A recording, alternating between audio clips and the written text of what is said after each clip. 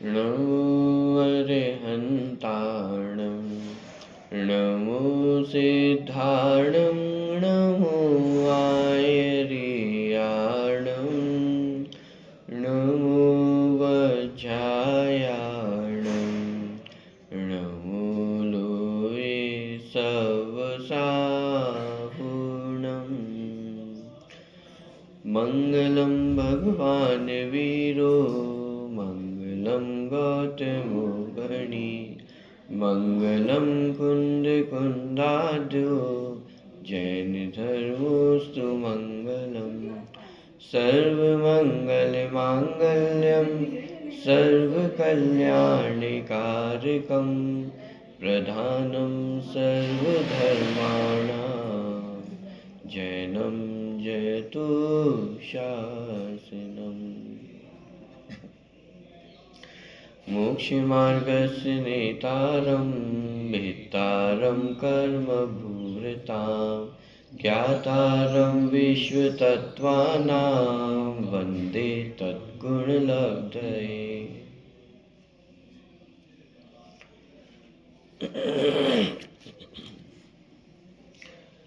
8 सूत्रों की चर्चा अभी तक अपनी पूर्ण हो चुकी है।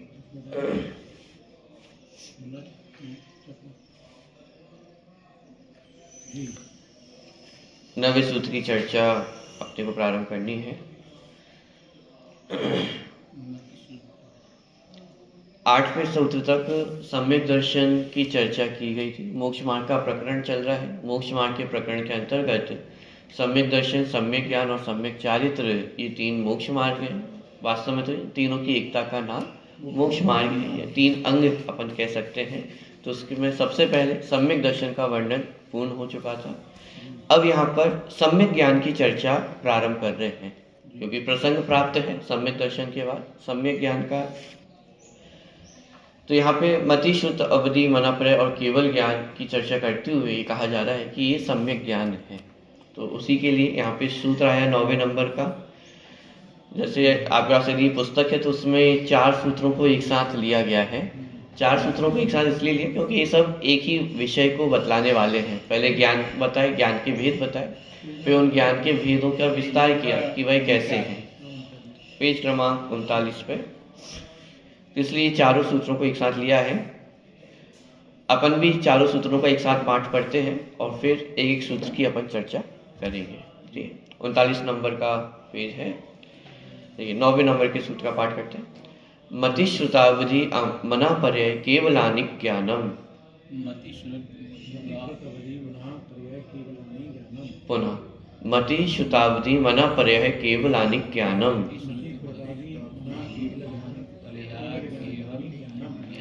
मति श्रुतावधि मना पर्याय केवलानिक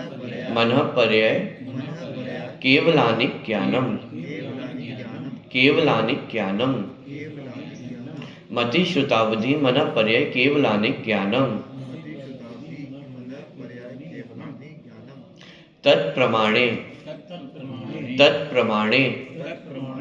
आद्ये परोक्षम प्रत्यक्षम मन्यत।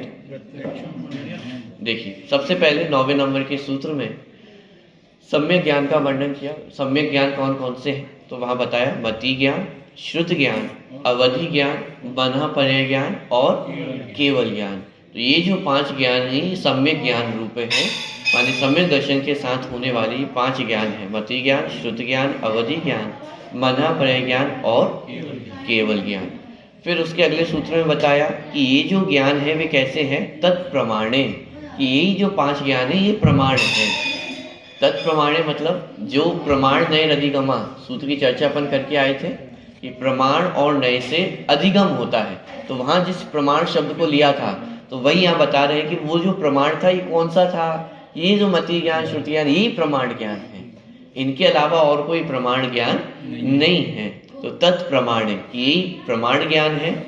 उनमें से आद्य परोक्षम, कि शुरू के जो 2 ज्ञान है माने मति ज्ञान और श्रुत ज्ञान वे परोक्ष ज्ञान है। और प्रत्यक्षम मन्यत, कि बाकी के जो 3 ज्ञान है वे कैसे हैं, प्रत्यक्ष ज्ञान है। ठीक है, तो इस प्रकार ये चारों सूत्रों की चर्चा यहाँ पे ली है। एक एक सूत्र को अपन अब समझते हैं। सबसे पहले 9वें नंबर का सूत्र है मति श्रुतावधि मना पर्याय केवलाने ज्ञानम। क्या कह रहे हैं? मति ज्ञान, श्रुत ज्ञान, अवधि ज्ञान, मना पर्याय ज्ञान और केवल ज्ञान, ये 5 ज्ञान सम्यक ज्ञान है। यद्यपि यहाँ पे मति, श्रुत, अवधि, मना पर्याय और केवल ज्ञान,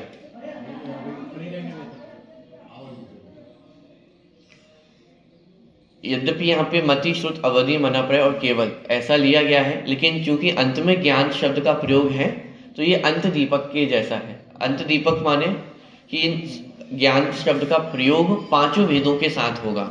मति ज्ञान, श्रुत ज्ञान, अवधि ज्ञान, मना पर्याय ज्ञान और केवल ज्ञान। ठीक है, दूसरी बात, जब लास्ट कक्षा में अपन ने अंत में इस बात को समझा था कि मति, श्रुतावधि, मना पर्याय केवलानी, यहाँ पे बहुवचन का प्रयोग है और ज्ञानम यहाँ पे एक वचन का प्रयोग है। तो व्याकरण के नियम के अनुसार तो केवलानी ज्ञानानी ऐसा होना चाहिए था सूत्र, कि 5 प्रकार के ज्ञान है, तो ये सब कैसे हैं? ज्ञानानी, बहुवचन है, 5 ज्ञान है, तो ज्ञानानी इस प्रकार का प्रयोग होना चाहिए था, लेकिन यहाँ पे ज्ञानम शब्द लिखा हुआ है, एक वचन का प्रयोग है। तो ऐसा क्यों किया गया है? पिछली कक्षा में अंत में अपन ने इसको समझा था, इसलिए मैं आपसे ये प्रश्न पूछ रहा हूं कि यहाँ पे एक वचन का प्रयोग क्यों किया गया है? कोई बता सकता है?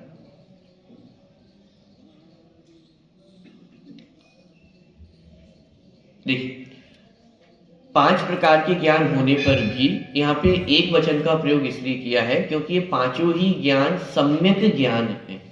तो सम्यक पने की अपेक्षा वहां पे ज्ञानम ऐसा लिखा है। पॉइंट पकड़ने वाला? पूछा जाए मति ज्ञान कैसा है? सम्यक है। श्रुत ज्ञान कैसा है?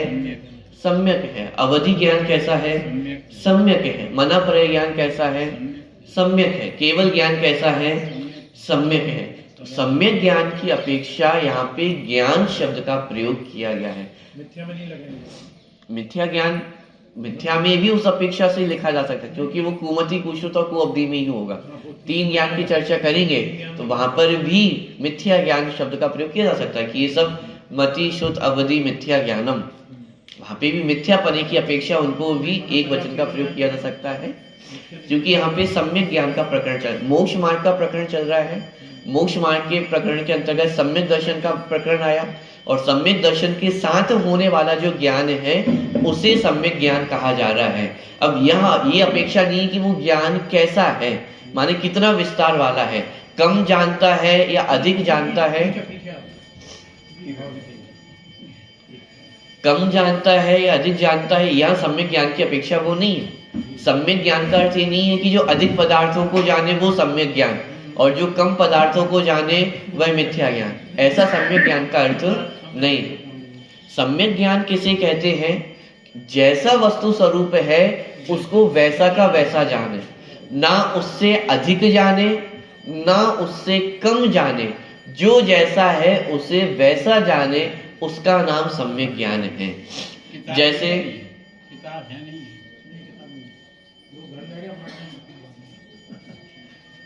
चलिए, जैसे 6 द्रव्य हैं, ठीक है, तो अब सम्यक ज्ञान किसका नाम है कि 6 द्रव्यों को 6 द्रव्य रूप ही जाने, ना उससे अधिक जाने ना उससे कम जाने।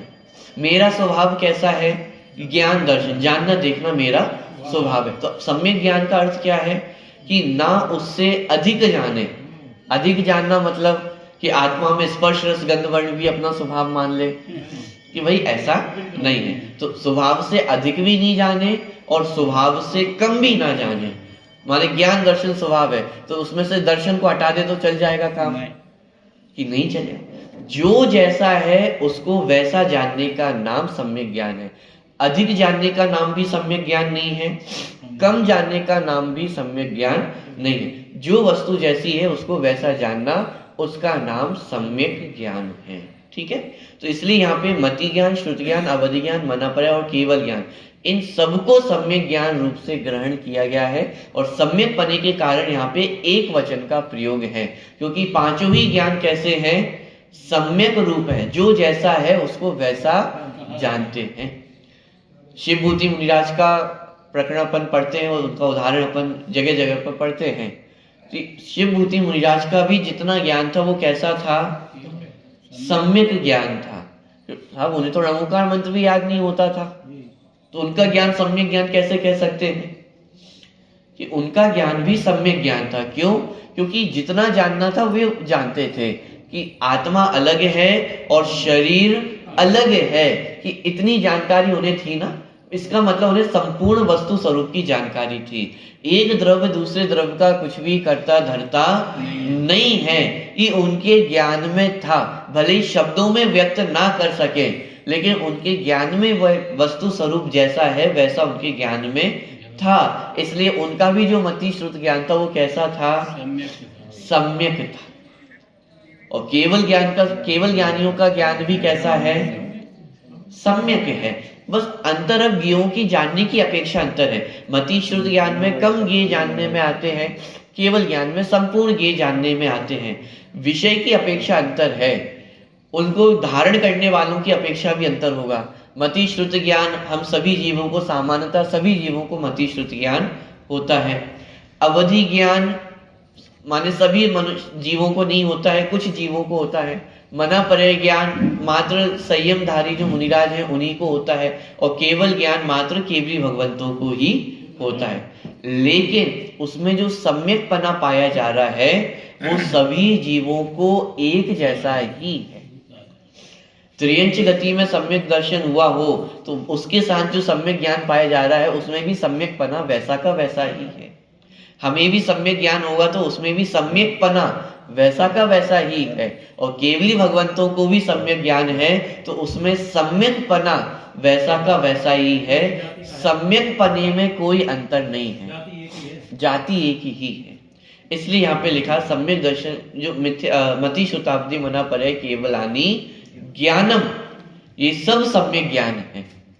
सम्यक ज्ञान की अपेक्षा इनमें कोई भी भेद नहीं है। ठीक है, चलिए।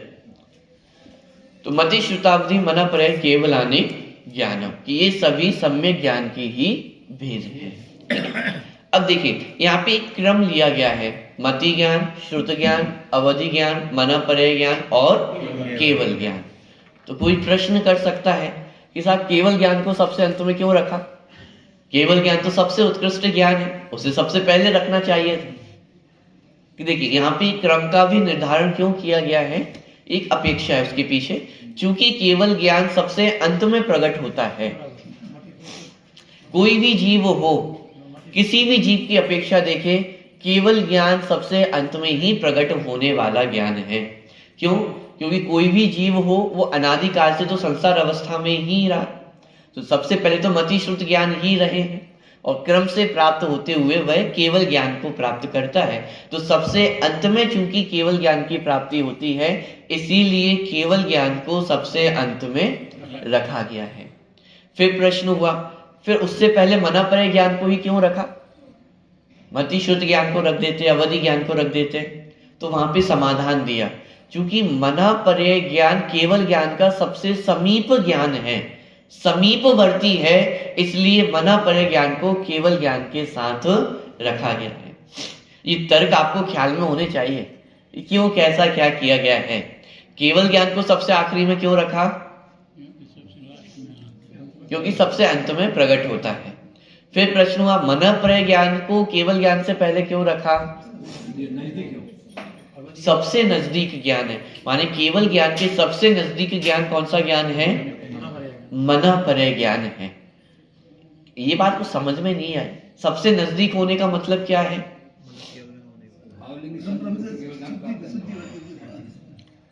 ध्यान रखना, मोक्ष मार्ग में कंपलसरी ज्ञान कौन कौन से हैं? जिनके बिना मोक्ष होगा ही नहीं। मति ज्ञान, श्रुत ज्ञान और केवल ज्ञान। 13वें गुण स्थान की अपेक्षा देखें तो मोक्ष मार्ग के अंतर्गत ले सकते हैं, अथवा फल रूप ले लेकिन सम्यक दर्शन मति ज्ञान, श्रुत ज्ञान और केवल ज्ञान, ये तीन ज्ञान ही मोक्ष रूप है, माने मोक्ष मार्ग में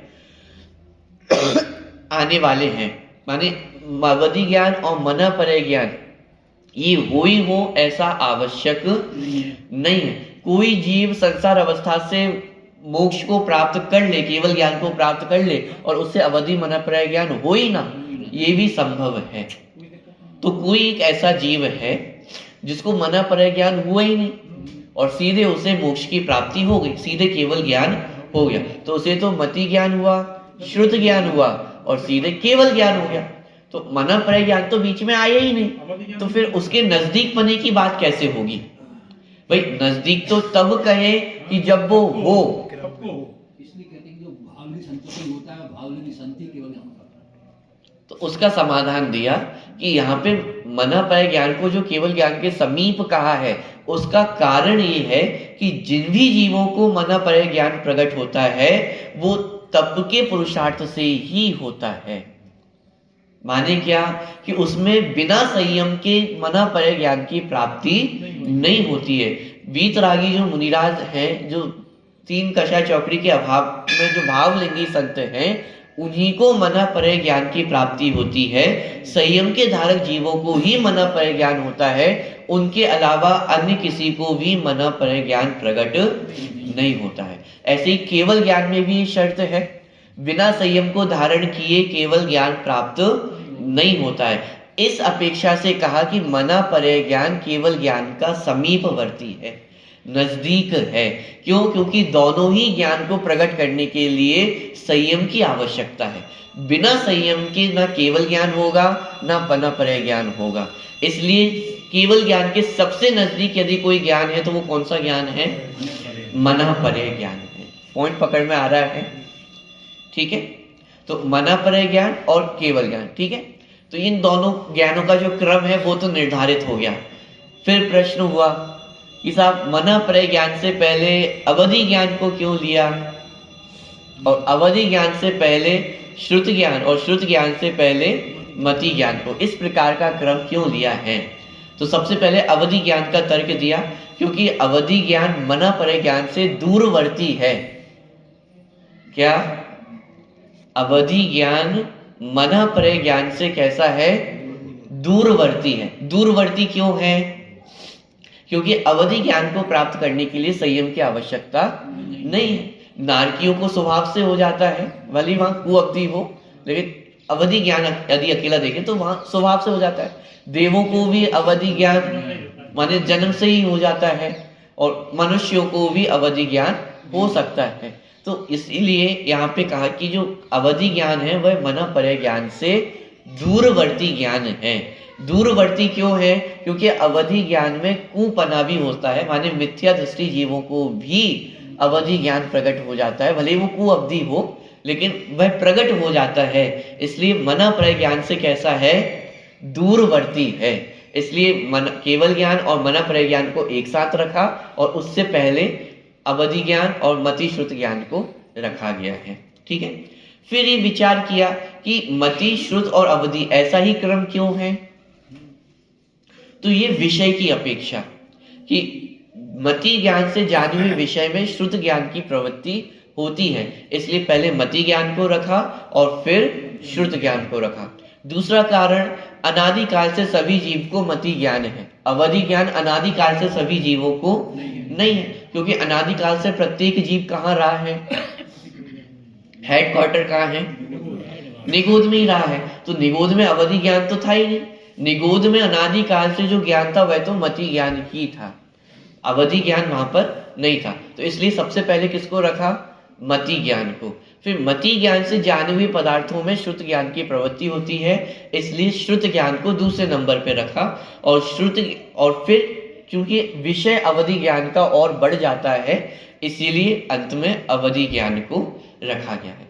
इस प्रकार ये पांचों ज्ञानों का क्रम निर्धारित हुआ: मति ज्ञान, श्रुत ज्ञान, अवधि ज्ञान, मन परय ज्ञान और केवल ज्ञान। केवल ज्ञान को अंत में रखा क्योंकि वह सबसे लास्ट में होता है। मति ज्ञान को सबसे पहले रखा क्योंकि सभी जीवों को शुरुआत से मति ज्ञान ही होता है। फिर मति ज्ञान से जाने हुए में ही श्रुत ज्ञान की प्रवृत्ति होती है, इसलिए श्रुत ज्ञान को रखा। अवधि ज्ञान का विषय चूंकि अधिक है, इसलिए अवधि ज्ञान को रखा। और मन परे ज्ञान को केवल ज्ञान के साथ रखा, क्योंकि वह केवल ज्ञान के समीपवर्ती है। समीपवर्ती क्यों है? क्योंकि केवल ज्ञान में भी संयम की आवश्यकता है और मन परे ज्ञान में भी संयम की आवश्यकता होती है। बिना संयम के मन परे ज्ञान नहीं होता है, इसलिए मन परे ज्ञान को केवल ज्ञान का समीपवर्ती कहा गया है। ठीक है, तो ये पांचों ज्ञानों का जो क्रम है उसके निर्धारण करने का कारण यहाँ पे अपन ने देखा है। तो इस प्रकार मति ज्ञान, श्रुति ज्ञान, अवधि ज्ञान, मनःपरय ज्ञान और केवल ज्ञान, ये 5 ज्ञान की चर्चा अपन ने देखी। ये पांचों ही ज्ञान कैसे है? सम्यक ज्ञान है। लेकिन मोक्ष मार्ग में ये पांचों ही ज्ञान हुई हो ऐसा जरूरी नहीं है। कम से कम 3 ज्ञान होंगे, मति ज्ञान, श्रुति ज्ञान और केवल ज्ञान। ठीक है, अवधि ज्ञान हो भी सकता है, ना भी हो। मनःपरय ज्ञान भी हो भी सकता है, नहीं भी हो, ऐसा जरूरी नहीं। हाँ, मोक्ष मार्ग में अवधि ज्ञान और मनःपरय ज्ञान कार्यकारी नहीं है। कार्यकारी मतलब आत्मा को जानने में अवधि ज्ञान का कोई रोल नहीं है, मनःपरय ज्ञान का भी कोई रोल नहीं है। जो वीतरागी संत को, माने जिन वीतरागी संतों को मनःपरय ज्ञान प्रकट हो भी जाता है तो वे भी मनःपरय ज्ञान से आत्मा को नहीं जानते हैं, वो भी मति ज्ञान से ही आत्मा को जानते हैं। मनःपरय ज्ञान आत्मा को जानने में कार्यकारी नहीं है, अवधि ज्ञान भी आत्मा को जानने में कार्यकारी नहीं है। पॉइंट पकड़ में आ रहा है? तो इसका मतलब ये हुआ जितना ज्ञान हमारे पास है, मति ज्ञान, श्रुत ज्ञान, जो ज्ञान हमारे पास है वही आत्मा को जानने में कार्यकारी है। यही हमें केवल ज्ञान को प्राप्त कराने में कार्यकारी है। अवधि ज्ञान और मनःपरय ज्ञान से केवल ज्ञान की प्राप्ति नहीं होती है। हाँ, इतना जरूर है, मोक्ष मार्ग में मनःपरय ज्ञान प्रकट होता है, लेकिन आत्मा को जानने में वह तब भी कार्यकारी नहीं होता है। ठीक है, तो इस प्रकार 5 सम्यक ज्ञान हुए, मति ज्ञान, श्रुति ज्ञान, अवधि ज्ञान, मनःपरय ज्ञान और केवल ज्ञान। ये पांचों ज्ञान कैसे हैं? सम्यक रूप है। सम्यक रूप है माने सम्यक दर्शन के साथ प्रकट होने वाले ज्ञान है। क्योंकि मोक्ष मार्ग का प्रकरण चल रहा है, मोक्ष मार्ग में सम्यक दर्शन की चर्चा करके आ चुके हैं, अभी सम्यक ज्ञान की चर्चा है। माने जो मोक्ष मार्गी जीव है उन्हें 5 प्रकार का ज्ञान होता है। कौन कौन से? मति ज्ञान, श्रुति ज्ञान, अवधि ज्ञान, मनःपरय ज्ञान और केवल ज्ञान। और अंत में लिखा ज्ञानम, एक वचन का प्रयोग किया गया है। एक वचन का प्रयोग करके कह रहे हैं कि मति ज्ञान में और केवल ज्ञान में कोई अंतर नहीं, घबराना नहीं। साहब, अंतर तो बहुत बड़ा है। अंतर किस अपेक्षा से नहीं है? उनके सम्यक पने की अपेक्षा से उनमें कोई अंतर नहीं है। चौथे गुणस्थानवर्ती जीव को भी सम्यक ज्ञान हुआ है, वो भी अपने आप को जीव ही जानता है, और केवली भगवान भी अपने आप को जीव ही जानते हैं। मेरा स्वभाव ज्ञान दर्शन है और केवली भगवान भी अपने आप को ज्ञान दर्शन स्वभावी ही जानते हैं। तो सम्यक पने की अपेक्षा उनमें कोई अंतर नहीं है। ठीक है, विषय भेद की अपेक्षा अंतर है, कर्मों के क्षय उपशम की अपेक्षा अंतर है, वो सब अंतर है, लेकिन एकमात्र सम्यक पने की अपेक्षा उनमें कोई अंतर नहीं है। इसलिए यहाँ पे एक वचन का प्रयोग किया कि वे सभी ज्ञान कैसे हैं? ज्ञानम, ये सभी ज्ञान सम्यक ज्ञान रूप है। ठीक है, ज्ञान का सामान्य ज्ञान ज्ञान का सामान्य ज्ञान क्या? सामान्य ज्ञान क्यों कहना? यहाँ तो सम्यक ज्ञान कहा जा रहा है। आचार्य आपकी तुलना केवली भगवान से कर रहे हैं और हम अब जबरदस्ती अपने आप को सामान्य बनाना चाह रहे हैं। सामान्य ज्ञान से केवल ज्ञान हो जाता है। सामान्य ज्ञान ये ज्ञान है। मति श्रुति के भेद तो कर्मों के क्षय उपशम की अपेक्षा बनते हैं, क्योंकि जो ज्ञान है वो आवृत्त है, तो आवृत्त की अपेक्षा उसमें भेद बनते हैं कि ये मति श्रुत ज्ञान है, अवधि ज्ञान, मनःपरय ज्ञान है, और जब पूर्ण निरावरण हो जाता है तो वह केवल ज्ञान हो जाता है। यहाँ तो ये कहा जा रहा है कि जो 5 ज्ञान है वे कैसे हैं? सम्यक है। इन 5 में विषय भेद की अपेक्षा यहाँ पे भेद नहीं किया जा रहा है कि मति श्रुत ज्ञान का विषय कम है, अवधि ज्ञान का थोड़ा और अधिक है, मनःपरय ज्ञान का और सूक्ष्म विषय है, और केवल ज्ञान का विषय तो पूरा 3 लोक ही है, लेकिन इस अपेक्षा यहाँ पे भेद नहीं किया जा रहा है। यहाँ कहा जा रहा है कि ये पांचों ही ज्ञान कैसे हैं, सम्यक है।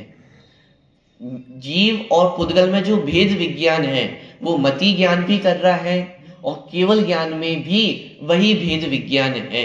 माने जो वस्तु स्वरूप जैसा है उसको वैसा का वैसा जानने रूप ये पांचों ज्ञान है, इसलिए उनमें कोई अंतर नहीं है। इसलिए एक वचन का प्रयोग किया, सम्यक ज्ञान। इससे ये बात भी समझ में आई, मोक्ष मार्ग में अधिक जानने का महत्व नहीं है, जैसा है वैसा जानने का महत्व है। कि हम साहब हमने बहुत अधिक जान लिया उससे मोक्ष की प्राप्ति हो जाएगी, कि आप विचार करके देखो 11 अंग 9 पूर्व तक का भी ज्ञान हो जाए लेकिन उसे सम्यक ज्ञान नहीं कहा। और शिव भूति मुनिराज को रमोकार मंत्र भी याद नहीं हो रहा है लेकिन वे सम्यक ज्ञान के धारी हैं। 11 अंग 9 पूर्व तक का ज्ञान हो गया, केवल ज्ञान की प्राप्ति नहीं हुई, लेकिन जिन्हें रमोकार मंत्र भी याद नहीं है लेकिन इतना ज्ञान हो गया कि आत्मा भिन्न है और शरीर भिन्न है, तो उन्हें केवल ज्ञान की प्राप्ति हो गई। इसका मतलब अधिक जानने का महत्व नहीं है, ज्ञान के सम्यक पने का महत्व है। जितना जानते हो उतना सम्यक होना चाहिए, मिथ्या नहीं होना चाहिए। क्रम क्रम से अधिक ज्ञान की प्राप्ति तो सहज हो ही जाएगी, वो तो जीव का स्वभाव है ही, तो केवल ज्ञान की प्राप्ति तो जीव को हो ही जाएगी। महत्व जैसा है वैसा जानने का है। ठीक है, तो ये मति श्रुत अवधि मना परय केवलानि ज्ञानम। ठीक है, एक एक की परिभाषा अभी अपन नहीं पढ़ रहे हैं क्योंकि क्रम से उनका विषय आगे आने ही वाला है, तो एक एक ज्ञान की चर्चा तो अपन आगे करेंगे ही। लेकिन एक केवल ज्ञान की बहुत सुंदर परिभाषा सर्वार सिद्धि में पूज्यपाद स्वामी ने लिखी है, उस पर थोड़ा सा विचार बस मैं कर रहा हूँ। केवल ज्ञान का अर्थ अपन सभी समझते हैं कि जो 3 लोक और 3 काल के सभी समस्त पदार्थों को एक साथ प्रत्यक्ष जानते हैं, उसे केवल ज्ञान कहते हैं। केवल ज्ञान को परिभाषित करते हुए सर्वार सिद्धिकार ने थोड़ा अलग उपाय बनाया, माने शब्द से उसका अर्थ किया। केवल ज्ञान का क्या अर्थ है, तो ज्ञान माने जिस ज्ञान के लिए उस ज्ञान के अर्थी जीव बहिरंग और अभ्यंतर तप का मार्ग सेवन करते हैं। केवल शब्द का अर्थ किया सेवन करना। केवल शब्द मूल रूप से केवन से बना है, आखिरी में ना, केवल में आखिरी में ला है, तो मूल जो शब्द है वो केवन, आखिरी में ना है, और केवन का अर्थ होता है सेवन करना। तो केवल ज्ञान का माने उस ज्ञान के अर्थी जीव अंतरंग और बहिरंग तप द्वारा मार्ग का सेवन करते हैं, उसे केवल ज्ञान कहा जाता है। माने जिस ज्ञान की प्राप्ति के लिए जीव बहिरंग और अंतरंग तपों का सेवन करते हैं, उसे केवल ज्ञान कहा जाता है। ये केवल ज्ञान शब्द का अर्थ किया शब्दशः। माने केवल ज्ञान किसे कहा जाता है, ये ज्ञान तभी प्रकट होगा जब जीव अंतरंग और बहिरंग तपों का सेवन करता है। माने बिना अंतरंग बहिरंग तपों का सेवन किए बिना, सिंपल भाषा में कहूं, बिना तप के केवल ज्ञान की प्राप्ति नहीं होती है। केवल ज्ञान कहा ही उसे जाता है जो तप के द्वारा प्रकट होता है। तो केवल का शब्द, केवल शब्द का अर्थ होता है सेवन करना। किसका सेवन करना, कि अंतरंग और बहिरंग तप का सेवन करना, कि अंतरंग और बहिरंग तप के सेवन द्वारा उस ज्ञान की प्राप्ति होती है, इसलिए कहा केवल ज्ञान। दूसरा अर्थ किया, केवल का अर्थ होता है असहाय। केवल मतलब जैसे ओनली, तो ये ओनली ज्ञान है, माने असहाय ज्ञान है। असहाय ज्ञान है मतलब एक तो असहाय का अर्थ अपन ऐसा करते हैं कि दीन दयालु है, बेचारा है, तो वो असहाय का अर्थ नहीं है। केवल ज्ञान असहाय है मतलब उसको किसी की सहायता की आवश्यकता नहीं है। कहना क्या चाह रहे हैं, जैसे अभी वर्तमान में मति श्रुत ज्ञान है, तो मति श्रुत ज्ञान को ज्ञानावरण करके क्षयोपशम की आवश्यकता है। जितना अधिक क्षयोपशम होगा उतना अधिक मति श्रुत ज्ञान जान सकेंगे। दूसरा, इंद्रियों की आवश्यकता है। जितनी अच्छी इंद्रियां होंगी उतना अच्छा ज्ञान हो जाता है। अब किसी को इंद्रियां कमजोर पड़ने लग जाए तो ज्ञान भी शिथिल होता जाता है। आंखें कमजोर हो जाए तो दिखना बंद हो जाता है, कान कमजोर हो जाए सुनना बंद हो जाता है। तो ये पराधीन ज्ञान है, इनको सहायता की आवश्यकता है। लेकिन केवल ज्ञान कैसा है, असहाय ज्ञान है। उसे पदार्थ की आवश्यकता भी नहीं है। माने क्या? यदि हमारे सामने पदार्थ ना हो तो हम उस पदार्थ को जान नहीं पाएंगे।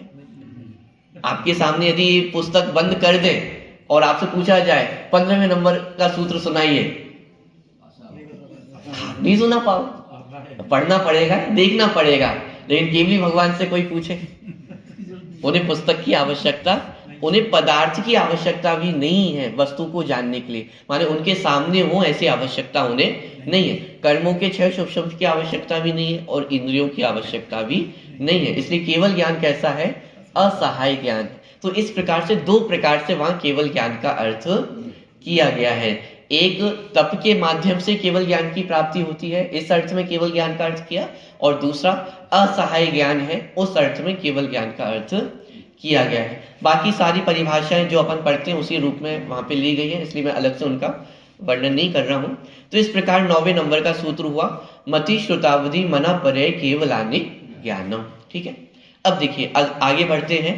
10वें नंबर का सूत्र तत्प्रमाणे। आप भी बोल सकते हैं तत्प्रमाणे। मैं बोलता हूं फिर आप बोलता हूं। तत्प्रमाणे।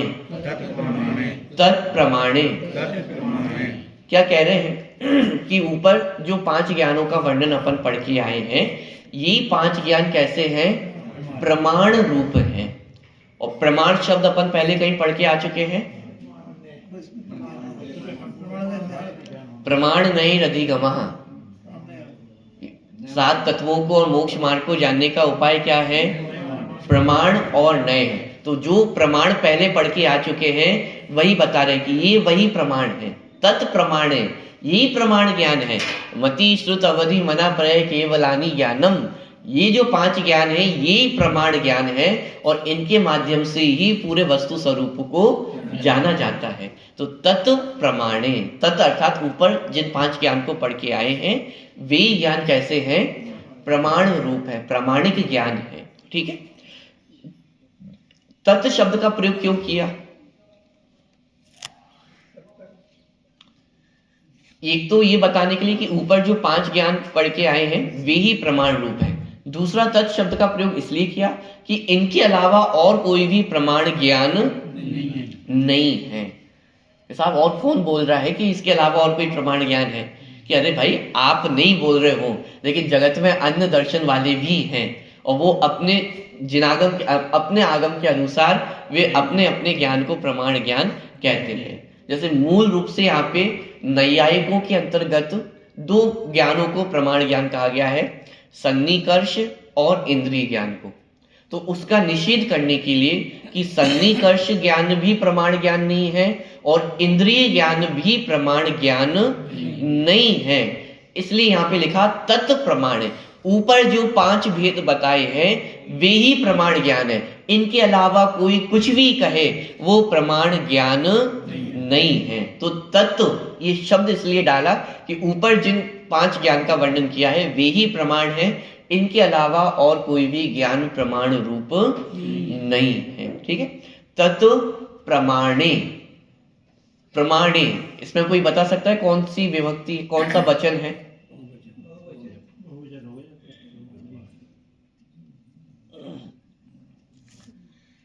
फल के शब्द रूप याद है? संस्कृत थोड़ी तो पढ़ी है ना पन्ने छोटे में। फलम फले फलानी, तो फलम फले बहुवचन द्विवचन है। तो यहाँ पे भी प्रमाणम प्रमाणे प्रमाणानि, तो ऐसा करेंगे तो प्रमाणम प्रमाणे, यहाँ पे द्विवचन का प्रयोग है। द्विवचन का प्रयोग इसलिए है क्योंकि प्रमाण के 2 भेद आगे चल के करेंगे, प्रत्यक्ष और परोक्ष। तो ये दर्शाने के लिए यहाँ पे तत् प्रमाणे कि वह प्रमाण भी 2 रूप है, ये बताने के लिए यहाँ पे द्विवचन का प्रयोग किया गया है। पहले तो 5 ज्ञान, ये पांचों ज्ञान कैसे हैं?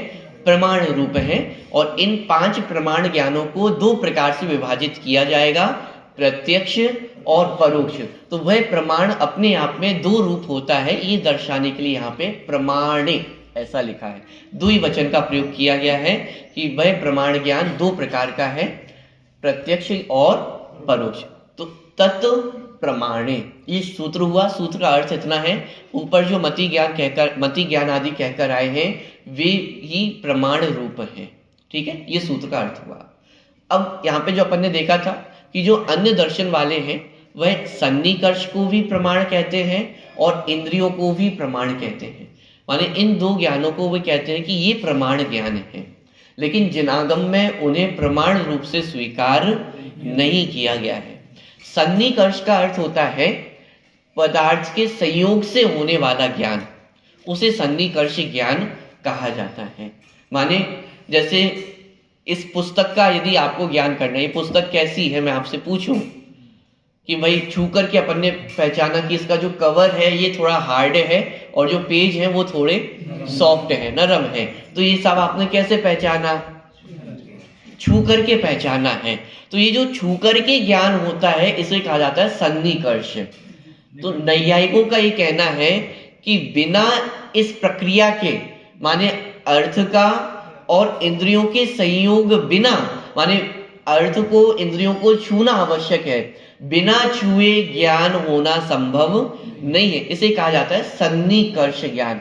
माने अर्थ का और इंद्रियों का आपस में टकराव हुआ, आपस में एक दूसरे को स्पर्श करें तो इस स्पर्श से ज्ञान उत्पन्न होता है, बिना स्पर्श किए ज्ञान उत्पन्न नहीं होता है। ऐसा नैयायिकों का कहना है। आपको स्वाद लेना हो, रसगुल्ला जब मुंह में जाएगा और जिह्वा को स्पर्श करेगा तभी रसगुल्ले का स्वाद आएगा। आपको कोई शब्द सुनना है तो जब शब्द कान में जाकर के टकराते हैं तब जाकर के वो शब्द सुनाई देते हैं। तो इस प्रकार से कहते हैं कि वो सन्निकर्ष के माध्यम से ही ज्ञान की प्राप्ति होती है, बिना सन्निकर्ष के ज्ञान संभव नहीं है। लेकिन जैन न्याय में उसे प्रमाण रूप से स्वीकार नहीं किया, क्योंकि बिना सन्निकर्ष के ज्ञान होता है। यदि बिना सन्निकर्ष के ज्ञान को नहीं माने तो केवली भगवान को ज्ञान संभव ही नहीं होगा। क्यों? क्योंकि केवल ज्ञान के तो इंद्रिय ही नहीं है और वे ना तो रसगुल्ला खाते हैं ना किसी वस्तु को छूते हैं, तो फिर उन्हें ज्ञान होगा या नहीं होगा? ज्ञान तो उन्हें भी होता है। इसलिए सन्निकर्ष को प्रमाण रूप से स्वीकार नहीं किया। दूसरा कारण ये भी है कि सन्निकर्ष के माध्यम से जो सूक्ष्म पदार्थ है वे पकड़ में नहीं आते हैं। परमाणुओं को छूना संभव नहीं। अनेक परमाणुओं से मिलकर जो स्कंद बना है उसको तो आप छू सकते हो, लेकिन परमाणु को छू सकते हैं क्या? कि परमाणु को छूना संभव नहीं है। तो फिर परमाणु का ज्ञान होगा या नहीं होगा? आज वैज्ञानिकों ने भी जो परमाणु का ज्ञान किया है तो ज्ञान को ज्ञान माना जाए कि नहीं माना जाए? वैज्ञानिक आपने 11 विद्वान थे, अकेले फूलगंजी शास्त्री थे, तब तो उन्होंने सारा विद्वानों को हरा। हाँ, तो माने जो सूक्ष्म पदार्थ है, अथवा जब अपन द्रव संग्रह का अध्ययन कर रहे हैं वहां सर्वज्ञ सिद्धि की, तो वहां 3 प्रकार के पदार्थ लिए, सूक्ष्म, अंतरित और दूर। सूक्ष्म माने परमाणु आदि जो सूक्ष्म पदार्थ हैं, अंतरित माने जो काल से सूक्ष्म है, माने राम रावण है, तो वे अपन से बहुत दूर है, सूक्ष्म है काल की अपेक्षा, टाइम की अपेक्षा, और एक क्षेत्र की अपेक्षा, डिस्टेंस की अपेक्षा जो वस्तुएं दूर है, जैसे सुमेरु पर्वत है, वो क्षेत्र की अपेक्षा कैसा है? दूर है। यदि सन्निकर्ष से ही ज्ञान होना माना जाए तो इन पदार्थों का ज्ञान नहीं हो सकता है। आप परमाणु को छू नहीं सकते। राम रावण आदि को छुआ जा सकता है क्या वर्तमान में? उनको छुआ नहीं जा सकता, लेकिन उनका ज्ञान तो किया जा सकता है। सुमेरु पर्वत को छुआ जा सकता है क्या? लेकिन उसका ज्ञान तो किया जा सकता है ना। तो इसलिए यहाँ पे कहा कि सन्निकर्ष को प्रमाण ज्ञान मानना उचित नहीं है, क्योंकि यदि सन्निकर्ष को प्रमाण माने तो फिर ऐसे बहुत सारे पदार्थ हैं जिनका ज्ञान करना संभव नहीं होगा। लेकिन ये तो हम प्रत्यक्ष ही देखते हैं कि उनका ज्ञान हो जाता है, इसलिए सन्निकर्ष प्रमाण ज्ञान नहीं। दूसरा, चक्षु इंद्रिय भी पदार्थ को ग्रहण करके नहीं जानती है। माने क्या? सन्निकर्ष का अर्थ है कि वो वस्तु इंद्रियों को छुए तब जाकर के ज्ञान होता है। लेकिन इस पुस्तक को जानने के लिए ये पुस्तक आंखों में घुस जाती है क्या? नहीं घुसती है। ये पुस्तक अपने स्थान पर है, चक्षु इंद्रिय अपने स्थान पर है, और अपने स्थान पर रहते ही ये चक्षु इंद्रिय पुस्तक को जान लेती है। इसका मतलब यदि सन्निकर्ष से हम ज्ञान माने तो फिर जो चक्षु इंद्रिय है उससे ज्ञान होना संभव नहीं होगा। जो सूरदास हैं, उनको तो होगा ही नहीं फिर। जो जितने अंधे व्यक्ति हैं उनको तो ज्ञान का निषेध मानना पड़ेगा कि उनको ज्ञान नहीं होता है। माने ये सब समस्याएं सन्निकर्ष से ज्ञान मानने में खड़ी होती है। इसलिए जिनागम में उनका निषेध किया कि सन्निकर्ष प्रमाण ज्ञान नहीं है, सन्निकर्ष सम्यक ज्ञान नहीं है। ऐसे ही इंद्रिय ज्ञान भी वास्तव में प्रमाण ज्ञान नहीं है। तो इन दो ज्ञानों का निषेध करने के लिए यहाँ पे लिखा तत्प्रमाणे, कि वो जो दो ज्ञान है वे ही प्रमाण ज्ञान है, बाकी और कोई भी ज्ञान प्रमाण ज्ञान नहीं है। ठीक है, चलिए आगे बढ़े। 10वें नंबर का सूत्र था तत्प्रमाणे, माने यहाँ पे कहा प्रमाण दो रूप है। अब वो दो रूप कौन कौन से हैं वो 11वें और 12वें नंबर के सूत्र में आएंगे। देखिए 11वें नंबर का सूत्र पढ़ते हैं, आद्य परोक्षम, आद्य परोक्षम, आद्य परोक्षम। आद्य परोक्षम। 12वें नंबर का सूत्र प्रत्यक्ष मन्यत, प्रत्यक्ष मन्यत, प्रत्यक्ष मन्यत। प्रत्यक्ष मन्यत। अब देखिए दो सूत्रों में क्या कहा जा रहा है, आद्य परोक्षम। आद्य में भी द्विवचन है, माने क्या, जो मति श्रुत अवधि मना पर है केवल ज्ञान। तो आद्य माने शुरू के जो दो ज्ञान हैं कौन कौन से, मति ज्ञान और श्रुत ज्ञान। ये जो शुरू के दो ज्ञान हैं वे कैसे हैं, परोक्ष ज्ञान है। आद्य परोक्षम, शुरू के दो ज्ञान ये परोक्ष ज्ञान है। प्रत्यक्ष मन्यत, प्रत्यक्षम अन्यत, अन्य सभी ज्ञान कैसे है, प्रत्यक्ष है। तो अन्य में कौन कौन से ज्ञान आ जाएंगे, अवधि ज्ञान, मना परे ज्ञान और केवल ज्ञान। शुरू के दो ज्ञान परोक्ष ज्ञान है और बाकी के सभी ज्ञान प्रत्यक्ष ज्ञान है। अब थोड़ा सा अपन समझे उससे पहले ये समझना जरूरी है प्रत्यक्ष और परोक्ष का मतलब क्या है। प्रत्यक्ष और परोक्ष का मतलब है जो इनडायरेक्ट ज्ञान होता है उसे परोक्ष ज्ञान कहते हैं, और जो डायरेक्ट ज्ञान होता है उसे प्रत्यक्ष ज्ञान कहते हैं। जैसे सामान्य जगत में होता है कि एक व्यक्ति है और उसने अपनी आंखों से कोई एक्सीडेंट होता हुआ देखा, और फिर आप सभी हैं जिसने अखबार के माध्यम से आपको पता चला कि साहब आज विदिशा में एक जगह ये दुर्घटना घटित हो गई है। तो वो जो व्यक्ति का ज्ञान है जिसने आंखों से देखा हुआ है, उस स्थान पर होते हुए देखा है, वह कैसा ज्ञान है, प्रत्यक्ष ज्ञान है, डायरेक्ट देखा है। और एक आप लोगों का ज्ञान है जो सुना हुआ ज्ञान है। यहाँ एक्सीडेंट हुआ और 2 मिनट में ही खबर फैल जाती है, तो 1 घंटे बाद आपको खबर पहुंची किसी के माध्यम से, आपने किसी से सुना कि अरे पता चला तुम्हें कि एक्सीडेंट हो गया है, वहां पे दुर्घटना घट गई है। तो ये जो ज्ञान हुआ वो कैसा हुआ, परोक्ष ज्ञान हुआ, इनडायरेक्ट ज्ञान हुआ। तो एक डायरेक्ट ज्ञान और एक इनडायरेक्ट ज्ञान, ये है दोनों प्रमाणिक ज्ञान ही है। जिसको डायरेक्ट ज्ञान हो रहा है वो भी प्रमाण ज्ञान है, और जिसको इनडायरेक्ट ज्ञान हुआ है वो भी प्रमाण ज्ञान है। लेकिन ज्ञान होने के तरीके में भेद पड़ गया है, एक को डायरेक्ट हो रहा है और एक को इनडायरेक्ट हो रहा है। तो डायरेक्ट ज्ञान को कहा जाता है प्रत्यक्ष ज्ञान और इनडायरेक्ट ज्ञान को कहा जाता है परोक्ष ज्ञान।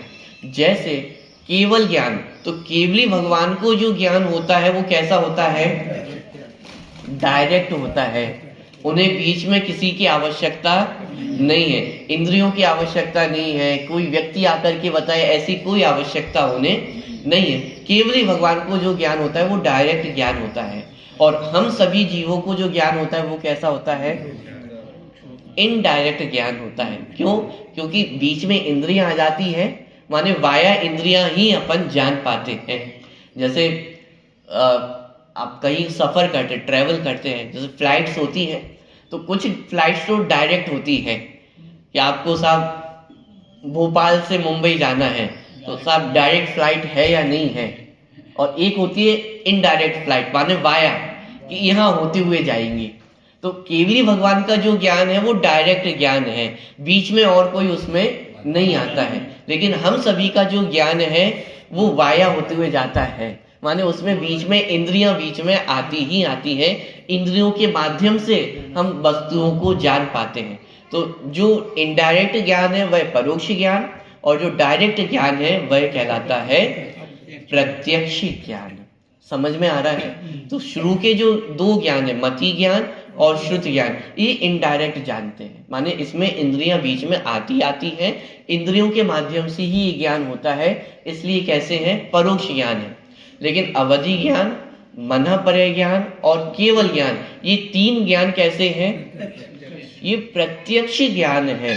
प्रत्यक्ष ज्ञान माने डायरेक्ट आत्मा से होने वाले ज्ञान है, इनमें इंद्रियों का कोई भी रोल नहीं है, ये डायरेक्ट आत्मा से होने वाले ज्ञान है, इसलिए इन्हें कहा प्रत्यक्ष ज्ञान।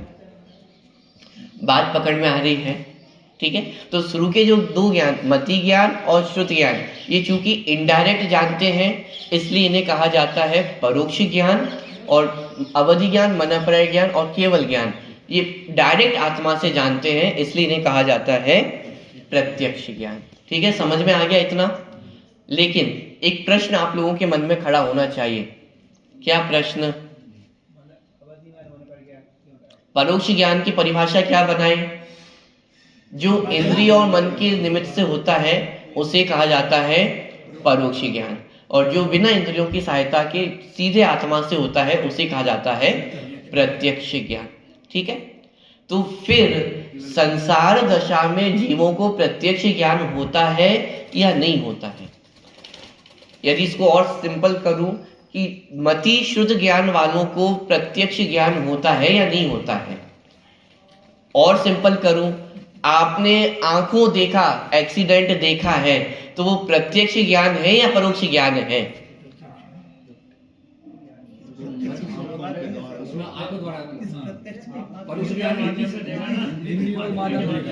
और सिंपल करूं, कोर्ट केस होते हैं, उसमें कौन से प्रूफ को ज्यादा तरजीह दी जाती है? आई विटनेस, जो प्रत्यक्षदर्शी हो, जिसने प्रत्यक्ष घटना को देखा हो। तो फिर समस्या ये खड़ी हो रही है कि कोई प्रत्यक्षदर्शी है भी कि नहीं है, क्योंकि आप तो कह रहे हो कि केवल ज्ञान ही प्रत्यक्ष ज्ञान के धारी है, अथवा अवधि ज्ञान और मनःपर्य ज्ञान ही प्रत्यक्ष ज्ञान है। तो अभी हमारे पास ना अवधि मनःपर्य ज्ञान है और केवल ज्ञान की तो बात ही नहीं है, हमारे पास तो मति श्रुत ज्ञान है, मति श्रुत ज्ञान परोक्ष ज्ञान है। तो फिर प्रत्यक्ष ज्ञान होता है या नहीं होता है? तो घबराने की आवश्यकता नहीं है, ये व्यवस्था बनाने के लिए एक प्रत्यक्ष ज्ञान कहा साम व्यवहारिक प्रत्यक्ष। साम व्यवहारिक प्रत्यक्ष माने क्या? कि जिसके माध्यम से लौकिक व्यवहार चल सके वो प्रत्यक्ष। वास्तव में तो साम व्यवहारिक प्रत्यक्ष भी परोक्ष ज्ञान है, लेकिन चूंकि यदि परोक्ष ज्ञान ही उसे माना जाए तो लौकिक व्यवहार नहीं चल सकेगा, कि मैंने प्रत्यक्ष देखा है ऐसा कहना नहीं बन सकेगा, इसलिए कहा साम व्यवहारिक प्रत्यक्ष। ये ऐसा प्रत्यक्ष है जिसके माध्यम से आपका लौकिक व्यवहार चल जाएगा। कि कोई कहे कि अरे मैंने अपनी आंखों से देखा है, तो उस बात को आपको एक्सेप्ट करना पड़ेगा या नहीं करना पड़ेगा? अरे साहब मैंने अपने कानों से सुना है, तो मैं झूठ नहीं बोल रहा हूं, तो उस बात को प्रमाणिक भी मानना पड़ेगा ना। तो उस बात को स्थापित करने के लिए कहा साम व्यवहारिक प्रत्यक्ष, माने जो लौकिक व्यवहार में आपकी बात की पुष्टि कर सके ऐसा प्रत्यक्ष ज्ञान है। तो इंद्रियों से देखा हुए ज्ञान को भी प्रत्यक्ष ज्ञान कहा जाता है। ध्यान देना, ये मात्र व्यवहार है, उपचार है, क्योंकि हमें लौकिक व्यवहार चलाना है, इस दुनिया में रहना है, इसलिए इंद्रियों से देखे हुए ज्ञान को भी प्रत्यक्ष ज्ञान कहा जाता है। लेकिन वास्तव में वह है तो परोक्ष ज्ञान ही, लेकिन उस परोक्ष ज्ञान को भी अपना काम चलाने के लिए क्या कहा जाता है? प्रत्यक्ष कहा जाता है। कभी आंखों से देखा और कानों से सुना भी झूठा हो जाता। कुल मिला के जैसे ज्ञान नहीं है। क्या? इंद्रिय ज्ञान नहीं है। हाँ, वो एक अलग अपेक्षा है, लेकिन इंद्रिय ज्ञान को जो कहा जा रहा है वो उसे परोक्ष ज्ञान कहा जा रहा है। इंद्रियों के आधार से जो ज्ञान होता है वो उसे परोक्ष ज्ञान कहा जा रहा है। फिर उसमें भी ये भेद है कि वास्तव में इंद्रियों से नहीं होता है, ज्ञान तो आत्मा से ही होता है, इंद्रियां मात्र उसमें निमित्त होती है। तो इस अपेक्षा से फिर वो अर्थ निकलता है कि इंद्रिय ज्ञान ज्ञान नहीं है, आत्मज्ञान ही ज्ञान है। ठीक है, देखिए अभी तो अपन ये समझ रहे हैं जो साम्यावहारिक प्रत्यक्ष है उसे प्रत्यक्ष क्यों कहा। जैसे जगत में उक्ति कही जाती है कि जब काम पड़े तो गधे को भी अपना बाप बनाना पड़ता है। तो यही थोड़ी सी स्थिति यहाँ पे है। भाषा थोड़ी बुरी लग सकती है लेकिन स्थिति वही है कि है परोक्ष ज्ञान लेकिन अपना काम चलाना है, तो इसलिए परोक्ष ज्ञान को भी प्रत्यक्ष ज्ञान कहा जाता है। क्योंकि यदि इस परोक्ष ज्ञान को प्रत्यक्ष ज्ञान ना कहें तो मैंने अपनी आंखों से देखा, मैंने अपने कानों से सुना है कि रसगुल्ला कैसा होता है, साहब मीठा होता है। कैसे पता है आपको? मैंने खाया है, मैंने चखा है, इसलिए मुझे पता है। अब इस ज्ञान को प्रत्यक्ष नहीं कहे तो आपकी प्रामाणिकता खंडित हो जाएगी। इसलिए अपना काम चलाने के लिए इस परोक्ष ज्ञान को भी प्रत्यक्ष कहा जाता है। ठीक है, इतना समझ में आया। दूसरी बात, परोक्ष ज्ञान चूंकि इंद्रियों से होता है तो फिर समस्या ये खड़ी होगी, तो फिर इस परोक्ष ज्ञान से आत्मा जानने में आएगा या नहीं आएगा? उसे ज्ञान बहुत प्रत्यक्ष है। प्रश्न समझ में आ रहा है? परोक्ष ज्ञान किसे कहा? जो इंद्रियों से होता है उसे परोक्ष ज्ञान कहा। और मति श्रुति ज्ञान, ये दोनों कैसे ज्ञान है? परोक्ष ज्ञान है। अवधि मन पर केवल ज्ञान हमारे पास है नहीं, जो ज्ञान है वो परोक्ष ज्ञान है। परोक्ष ज्ञान इंद्रियों से होता है और समस्या ये है कि जो आत्मा है वो इंद्रियों से जानने में आता नहीं है। तो समस्या ये खड़ी हुई, तो फिर हम आत्मा को जानेंगे कैसे? केवल ज्ञान है नहीं, जो ज्ञान है वो इंद्रियों से जानते हैं और इंद्रियों से आत्मा को नहीं जाना जा सकता है। तो आत्मा को जाना जा सकता है कि नहीं जाना जा सकता है? तो इसके लिए जिनवाणी में एक और प्रत्यक्ष कहा, उसे कहा स्वानुभव प्रत्यक्ष। इसे स्वसंवेदन प्रत्यक्ष भी कहा जाता है। स्वानुभव प्रत्यक्ष कहे इसका अर्थ ये है कि जो मति ज्ञान पर को जानने में प्रवृत्त होता है तो वह इंद्रियों की सहायता से ही जानता है, तो वह परोक्ष ज्ञान कहलाता है। और जब वही मति ज्ञान आत्मा को जानने में प्रवृत्त होता है तो उसमें उसे इंद्रियों की आवश्यकता नहीं होती है, इसलिए उसे कहा स्वानुभव प्रत्यक्ष। यानी वही मति ज्ञान है जो पर पदार्थों को जान रहा है, और वही मति ज्ञान जब आत्मा को जानता है तो उसे इंद्रियों की आवश्यकता नहीं होती है। तो उस काल में उस ज्ञान को स्वानुभव प्रत्यक्ष कहा जाता है। ठीक है, ये सब परोक्ष ज्ञान को ही अपन समझ रहे हैं। है तो परोक्ष ज्ञान, लेकिन उस परोक्ष ज्ञान को भी दो कंडीशन में प्रत्यक्ष ज्ञान कहा जाता है। एक साम्यवहारिक प्रत्यक्ष, ये तो एक उपचार है, एक लौकिक व्यवहार है, अपना काम चलाने के लिए उसे प्रत्यक्ष कहा जाता है। और दूसरी कंडीशन बनती है अपने आप को जानने में।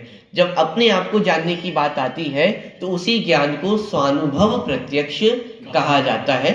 आत्मा को जानने में इंद्रियों की सहायता की आवश्यकता नहीं होती है। तो वही मति ज्ञान आत्मा को जानता है तो उसे कहा जाता है स्वानुभव प्रत्यक्ष।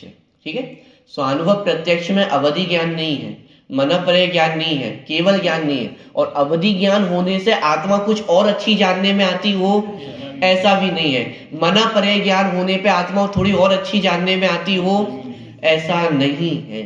अवधि ज्ञान मनःपरय ज्ञान का आत्मा को जानने में कितना रोल है? 0% रोल है। बिल्कुल भी आत्मा को जानने में सहायक नहीं है। आत्मा को जानने में सहायक अपना मति ज्ञान ही है। इसलिए आपका ये तर्क काम नहीं करेगा कि साहब सम्यक दर्शन तो ज्ञानियों को होता होगा, आत्मा की जानकारी तो बहुत कोई बिरले जीव ज्ञानी होते होंगे उनको होता होगा। अरे भाई, आत्मा का ज्ञान इस मति ज्ञान से ही होता है, और ये मति ज्ञान हम और आप सभी के पास है। त्रियंचों के पास भी है, नारकियों के पास भी है, देवों के पास भी है। जैसे आप देवों को सम्यक दर्शन करना आसान होता होगा क्योंकि अवधि ज्ञान है उनके पास। ये आसान नहीं है, अरे बल्कि अवधि ज्ञान तो विषयों में उलझाने वाला है। मैं आपसे पूछूं, यदि आपको अवधि ज्ञान होगा तो आपको सबसे पहली इच्छा क्या होगी? ये साहब मैं अपना भूतकाल जान लूं, अपना भविष्य जान लूं, उस दुनिया में क्या हो रहा है, उनके घर में क्या हो रहा है वो जान लूं। यही तो सबसे पहले इच्छा होगी। अपने आप को जानने की इच्छा तो होगी ही नहीं आपको। पॉइंट पकड़ में आ रहा है? तो अवधि ज्ञान मनःपरय ज्ञान तो पर में उलझाने वाले ज्ञान है, ये आत्मा को जानने में सहकारी ज्ञान नहीं है। आत्मा को जानने के लिए मति ज्ञान की आवश्यकता है। श्रुत ज्ञान विकल्प रूप होते हैं और माने विकल्प रूप आत्मा को जाना जाता है और जब निर्विकल्प स्वसंवेदन अनुभूति होती है तो उसमें मति ज्ञान ही कार्य करता है और कोई ज्ञान कार्य करने वाले नहीं है। तो इसलिए वो मति ज्ञान को भी स्वानुभव प्रत्यक्ष कहा जाता है। ठीक है, किस काल में? जब वह आत्मा को जाने तो प्रत्यक्ष ज्ञान कहा जाएगा और जब पर पदार्थों को जानता है तो वो परोक्ष ज्ञान होता है। ठीक है, तो इस प्रकार अभी अपन ने आद्य परोक्षम इस सूत्र की व्याख्या पढ़ी है। आगे का एक और सूत्र अपना बचा है प्रत्यक्षम अन्यत, उस सूत्र की चर्चा अपन कल करेंगे।